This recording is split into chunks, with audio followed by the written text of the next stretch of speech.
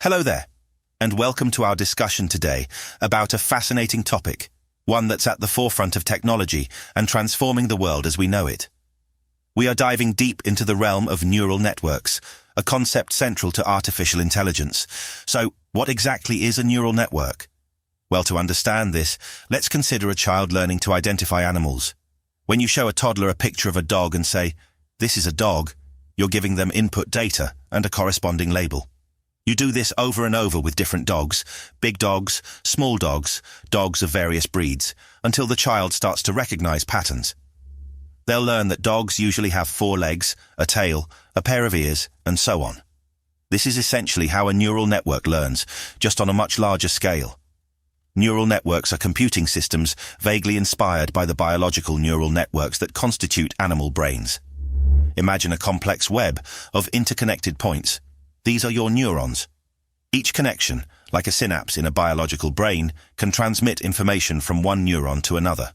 Now, picture these connections adjusting their strength based on the information that flows through them, like strengthening a muscle through repeated exercise.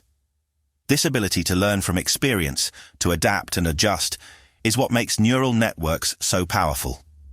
Let's delve a bit deeper with an analogy. Think of a neural network as an assembly line in a factory. The raw material, our data, enters at one end.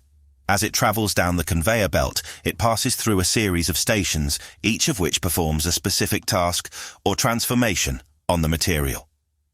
At the end of the line, the finished product is nothing like the raw material we started with. It's been shaped, refined, and transformed into something useful.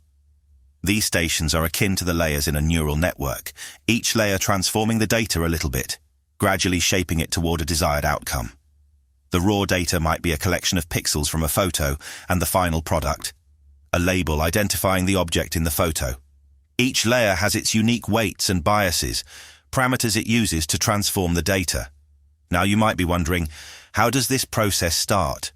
How does the network learn the correct weights and biases to accurately transform and label the data? That's where our good friend, the backpropagation algorithm, steps in. Backpropagation is a bit like a quality control supervisor. When the assembly line churns out a product, the supervisor compares it to the ideal version of the product. If the product isn't perfect, the supervisor identifies where the errors occurred, then gives feedback to each station to make slight adjustments. The next product is a bit closer to the ideal, and the one after that even closer. The network continues to learn, adjusting its weights and biases to minimize error until it becomes proficient at its task. When you think about backpropagation, it's actually more than just a quality control supervisor. It's the backbone of learning in neural networks. Backpropagation is a beautifully efficient algorithm, moving backwards from the output to the input, systematically calculating the gradient of the loss function with respect to the weights. In plain English, it's assessing how much each weight contributes to the error and suggesting how to adjust that weight to reduce the error next time. To extend our factory analogy, it's like the supervisor not only pinpointing which station made a mistake, but also determining precisely how much that mistake contributed to the final product's defect. And backpropagation doesn't just stop at identifying the errors. This algorithm is iterative. It repeats the process over and over again, constantly refining and adjusting the weights in a quest to minimize the error. With every repetition, every epoch, in machine learning parlance, the neural network gets a little better, a little smarter, and a little more accurate. One might say, but machines make mistakes too, right? Absolutely they do. And that's where the beauty of backpropagation shines. When a mistake occurs, it is not merely corrected. The network learns from it, adjusts, and is less likely to repeat it. It's this ability to learn from mistakes that propels the growth and adaptability of neural networks. So, why is understanding neural networks important? Why should we care about these digital, data-churning factories?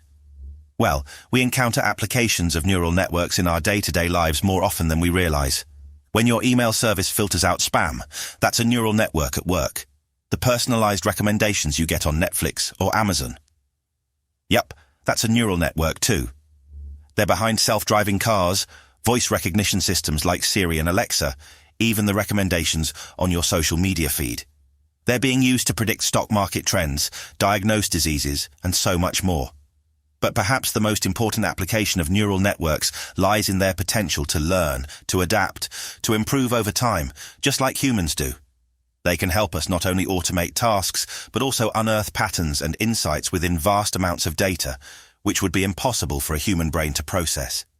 In a world that's becoming increasingly data-driven, understanding the principles of neural networks can empower us to create more advanced technologies, solve complex problems, and make more informed decisions. After all, knowledge isn't just power. It's the driving force behind innovation. Remember, just like a child learning to recognize dogs, neural networks need time, experience, and a lot of data to learn effectively. But once they do, they have the potential to revolutionize our lives in ways we can't even imagine yet. Thank you for joining us on this exciting exploration of neural networks. As we wrap up, I encourage you to stay curious, keep learning, and who knows, you might just develop the next game-changing neural network.